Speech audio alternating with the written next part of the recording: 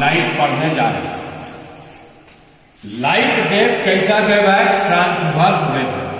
इसका मतलब लाइट का वाइब्रेशन परपेंडिकुलर होगा direction of propagation of light. अब ये फिगर देखिए, ये जो लाइन दी है ये direction of propagation of light और एक प्लेन है ये प्लेन डायरेक्शन ऑफ प्रोपगेशन पर क्या है? परपेंडिकुलर। तो इसके प्लेन में लाइट का वाइब्रेशन क्या है? और डायरेक्शन। इसको आपको रफली समझा रहे हैं। मान लो एक कागज है, कागज क्या है? प्लेन है। और एक कलम क्या हुआ? Direction of propagation of light. ये जितना भी काला लाइन आप लोग देख रहे हैं इस कागज पर, सारा लाइन इस पर क्या होगा? परपेंडिकुलर। कोई भी डायरेक्शन लोगे तो परपेंडिकुलर हुआ। तो ये बता रहा है कि लाइट वेव कैसा वेव हुआ? Transverse wave. अब आइए, ट्रांसवर्स वेव है।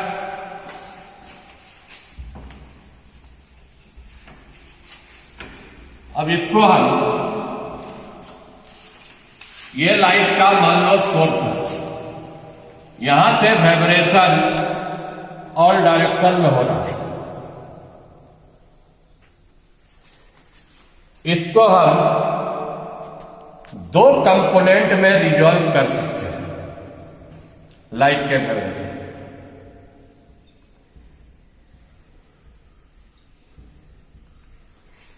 एक आपका देखो ये टाइप का हुआ,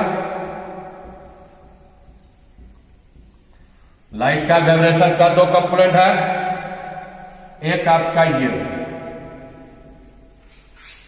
इस टाइप से बनाने का मतलब जो वाइब्रेशन है in the plane of paper,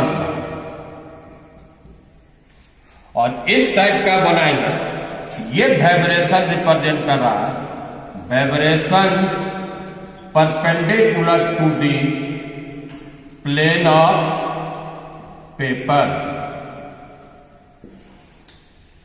मतलब लाइट का वाइब्रेशन को दो पार्ट में बांट दिए। एक हुआ प्लेन पर ही वाइब्रेट कर रहा है, और एक प्लेन के क्या रहे? परपेंडिकुलर पर। और ये आपका सोर्स ऑफ क्या हुआ? लाइट। अब समझाते हैं पोलराइजेशन ऑफ लाइट क्या होता है।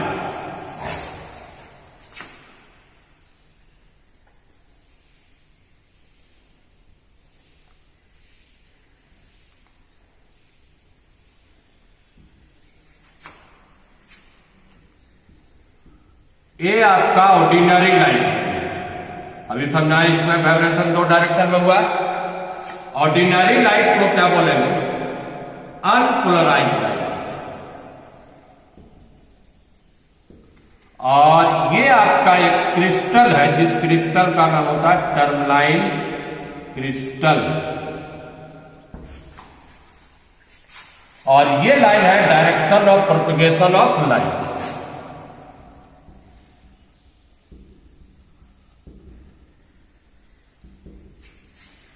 ये जो लाइन दी है, अभी क्या समझा है? इस टाइप से वाइब्रेशन का मतलब क्या हुआ? आपका वाइब्रेट कर रहा है in the plane of paper. और ये लाइन क्या हुआ? Direction of propagation of light हुआ।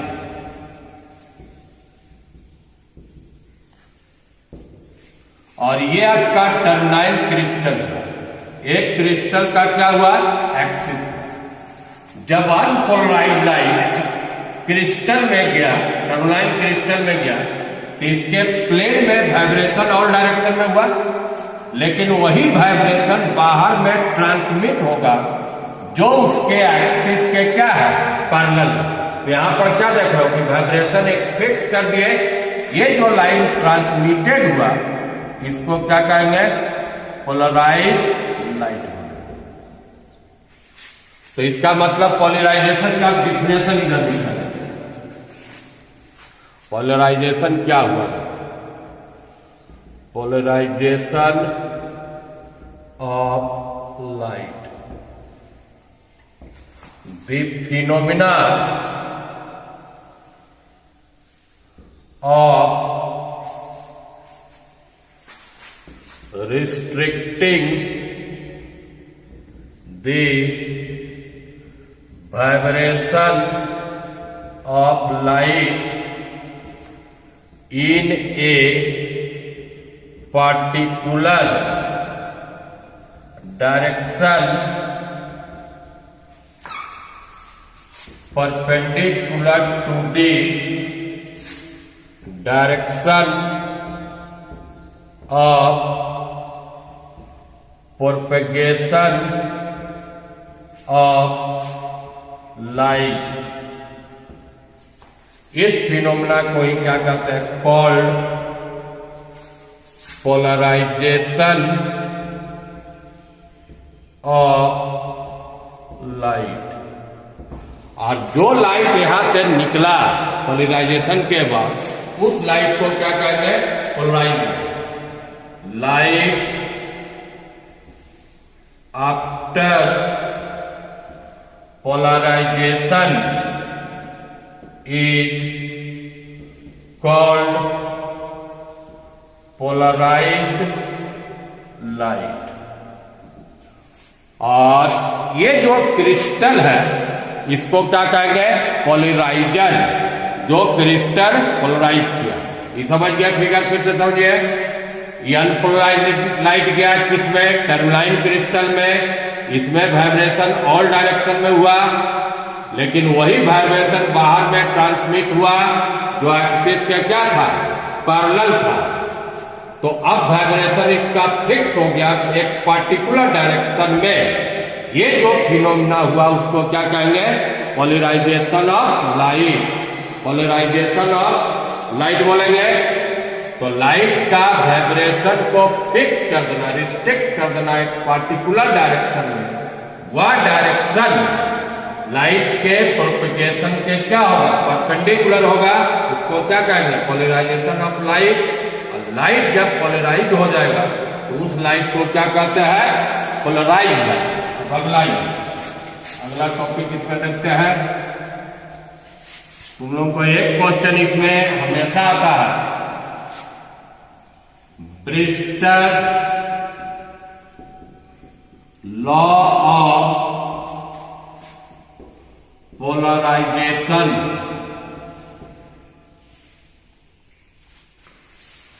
अभी हम पोलराइजेशन किए, किससे किए? क्रिस्टल से। अब पोलराइजेशन करेंगे। ब्रिस्टल ने पोलराइजेशन करवाया रिफ्लेक्शन से। Polarization by reflection of light से। सबसे पहले आप फिगर देखिए, फिगर बनाते हैं। फिगर में समझिएगा।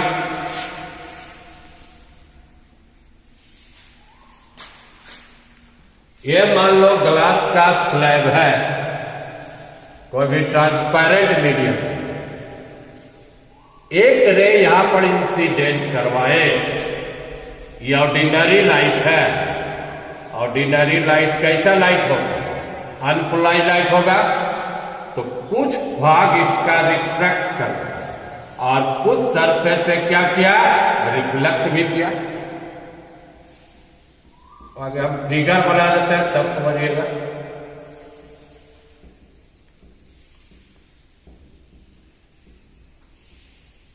ये एंगल आप ले रहा है, इसका उतना था।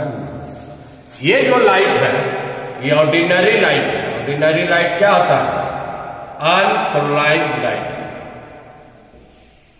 अगर अनपोलराइज्ड लाइट ये आपका कोई ट्रांसपेरेंट मीडियम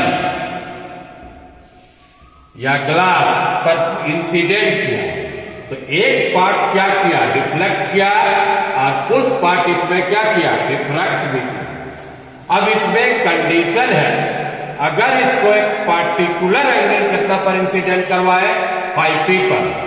और ये क्या था? Reflected ray. और ये वाला क्या हुआ? रिफ्रैक्टेड रे। अगर ये दोनों परपेंडिकुलर है, बीच का एंगल कितना दे रहा है π/2, तब देखा गया कि जो रिफ्लेक्टेड रे था कंप्लीटली पोलराइज था, इसमें वाइब्रेशन एक डायरेक्शन, और रिफ्रैक्टेड रे पार्शियली पोलराइज। और ये क्या हुआ, कंप्लीटली पोलराइज। ये जो एंगल है, जिस एंगल पर इंसिडेंट किया, इसको कहते हैं एंगल ऑफ पोलराइजेशन। ये φp है तो ये भी एंगल क्या होगा, φp। इसको हम शॉर्ट में इधर में लिखते हैं, जो अभी समझाए। एक an unpolarised light incident on a transparent medium, then one part of ray is reflected and another part of ray is refracted। अब दो कंडीशन क्या दिया, एक पार्टिकुलर एंगल पर if the ray of light incident at a particular angle कितना पर, φp पर, और दूसरा रिफ्लेक्टेड और रिफ्रैक्टेड क्या था, perpendicular. If the refracted ray and the reflected ray are perpendicular to each other, then the reflected ray is completely polarized। पूरा का पूरा क्या रहेगा, पोलराइज रहेगा। ये जो एंगल ऑफ एंगल है, यह एंगल जो φp है, φp को क्या बोलेंगे, एंगल ऑफ पोलराइजेशन। अब आइए इस पर रिलेशन बताते हैं, म्यू और φp में क्या रिलेशन है। इसी रिलेशन को क्या बोलेंगे, ब्रिस्टर लॉ। अब देखो इसमें निकाल रहा है relation between mu and φp। अब स्नेल लॉ को अप्लाई करो, स्नेल लॉ। म्यू बराबर हम पढ़ते हैं साइन आई बटा क्या होता है, साइन आई। देखो आई का वैल्यू कितना है, 5p है। अब आर का वैल्यू देखो, ये 5p हुआ तो ये 5p हुआ, टोटल एंगल यहां तक कितना था, 180। इतना एंगल π/2 है, तो बच गया r plus 5p। r plus 5p का वैल्यू कितना होगा, π/, तो r बराबर π/2 माइनस कितना हुआ, 5p। यहां पुट कर दो, म्यू बराबर sign 5p sign π/2 minus 5p sign 5p। ये कितना हुआ, cos 5p sign y cos कितना हुआ, tan 5p। यही इक्वेशन को क्या कहते हैं, ब्रिस्टर लॉ ऑफ पोलराइजेशन। इसका मतलब क्या समझा, एंगल ऑफ पोलराइजेशन का tan लेंगे तो किसके बराबर होगा, रिफ्रैक्टिव इंडेक्स। अब जैसे मान लो आपका म्यू दिया रहेगा 5p निकाल लोगे, 5p दिया रहेगा, म्यू निकाल लोगे। एक मान लो म्यू का मान है √3, तो tan 5p बराबर क्या था, म्यू, तो √3, तो 5p का इमेज कितना हो जाएगा, 60। एक क्वेश्चन आपको 3 नंबर में। अब अगला टॉपिक है 2 नंबर में आता है रिजॉल्विंग पावर। अगर 2 पॉइंट ऑब्जेक्ट बहुत क्लोज है तो ऐसे आंख से हमको अलग अलग नहीं दिखता है, तो ये नजदीक वाला चीज रहेगा तो किससे देखोगे, माइक्रोस्कोप से। आकाश का तारा इसे बहुत क्लोज है, यहां से लगता है सटा हुआ है, उसको दूर दूर देखना है तो किससे देखोगे, टेलीस्कोप से। इसी एबिलिटी को जो 2 पॉइंट ऑब्जेक्ट था उसका इमेज अलग अलग बना देना, सेपरेटली डिस्टिंक्टली, इसी एबिलिटी को क्या बोलते हैं, रिजॉल्विंग पावर। तो resolving power of an optical instrument is defined as ability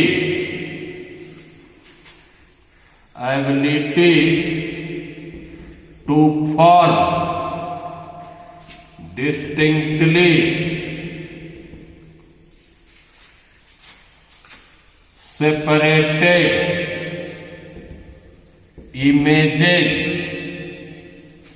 of 2 point object which are very close to each other। 2 point object था जिसका इमेज अलग अलग कोई डिवाइस बनाता है, उसकी क्षमता को क्या बोलते हैं, रिजॉल्विंग पावर। इसमें एक टर्म और आएगा, लिमिट ऑफ रिसोल्यूशन। एक मिनिमम डिस्टेंस जिसका इमेज अलग अलग कर सकता है या उससे कम दूरी रहेगा तो ऑप्टिकल इंस्ट्रूमेंट भी उसका इमेज को अलग नहीं बना सकता है। वो माने इतना दूरी रहे या उससे ज्यादा रहे तो इमेज अलग अलग बनेगा, कम रहेगा तो नहीं। तो लिमिट क्या हुआ, the minimum distance between 2 point objects whose images can be just resolved by an optical device, जिसका इमेज अलग अलग किया जा सकता है। इसका मतलब क्या समझो, रिजॉल्विंग पावर क्या होगा, 1 by लिमिट ऑफ रिसोल्यूशन। अगर ये लिमिट कम होगा तो रिजॉल्विंग पावर क्या होगा, ज्यादा होगा, है vice versa. If limit of resolution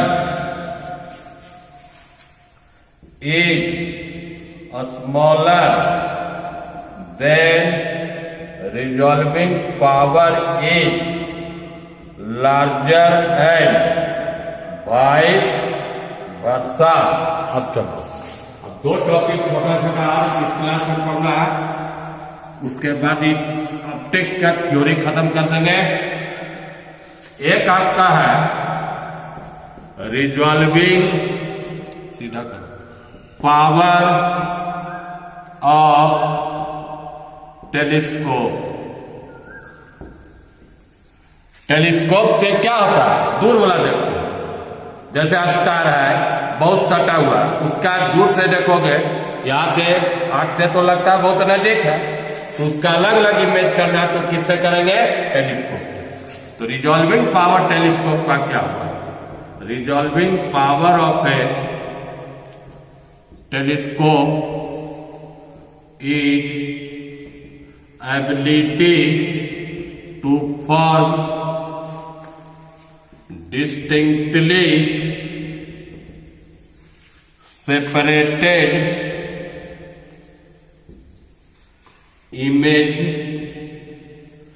of two point objects which are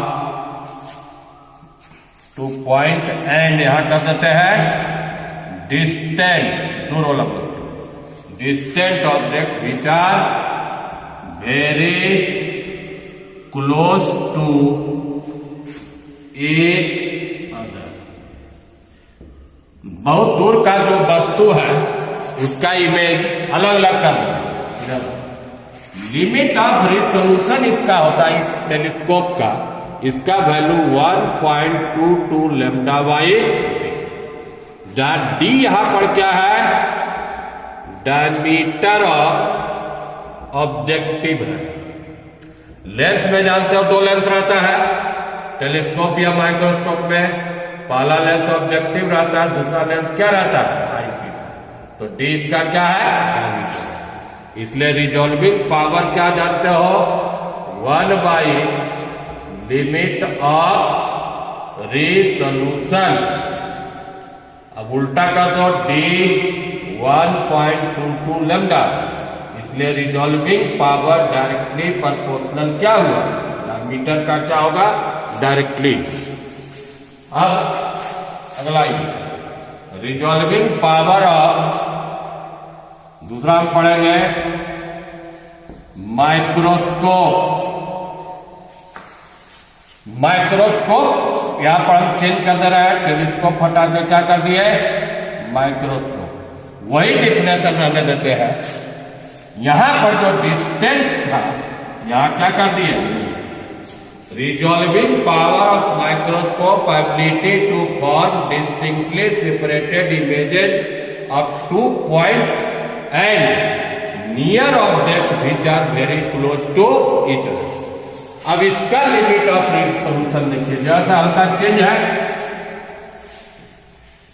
ऊपर में तो वही रहेगा, नीचे में 2 म्यू साइन बीटा। म्यू क्या है, यहां पर जो ऑब्जेक्टिव और ऑब्जेक्ट है उसके बीच का जो मीडियम है उसका रिफ्रैक्टिव इंडेक्स ऑफ मीडियम। अब बीटा क्या है, जो दो पॉइंट ऑब्जेक्ट है, ऑब्जेक्टिव पर जो एंगल बना रहा है वो आपका क्या है, बीटा। अब इसका रिजॉल्विंग पावर उल्टा कर दीजिए, 1 लिमिट ऑफ रिजोल्यूशन, उल्टा करने से क्या होगा, 2 म्यू साइन बीटा 1.22 लैम्डा। अब इधर देखिए सामने, पहले भी हम बोले थे फिर भी बोल रहे हैं, जो टॉपिक है, जैसे आज हम पढ़ाए पोलराइजेशन, तो पहले इंटर कॉलेज साइंस का जो साइट है उससे आप देखिए और सबसे पहले उसको कॉपी पर नोट कर लीजिए, पूरा अपने हाथ से लिखिएगा, फोटो स्टेटिज्म नहीं। और उसके बाद मेरा वीडियो देखिएगा तो आपको वही चीज क्लियरली समझ में आएगा। अगला चीज देखिए, आज हम थ्योरी बहुत पढ़ा दिए, टोटल जितना इंटर में सिलेबस था करीब करीब टोटल टच कर दिए, कहीं छूटा नहीं। लेकिन डिटेल के लिए आपको नोट्स एक बार लिखना होगा, उसके बाद वीडियो देखिएगा तो आपको समझ में आएगा। और कल से जो हमारा क्लास होगा, अगला जो वीडियो होगा वो न्यूमेरिकल का होगा। शुरू चैप्टर से करेंगे न्यूमेरिकल, एससी वर्मा से हर एक टाइप का प्रत्येक चैप्टर में हम कुछ न्यूमेरिकल बता देंगे, उसके बाद आप लोग प्रैक्टिस कीजिए।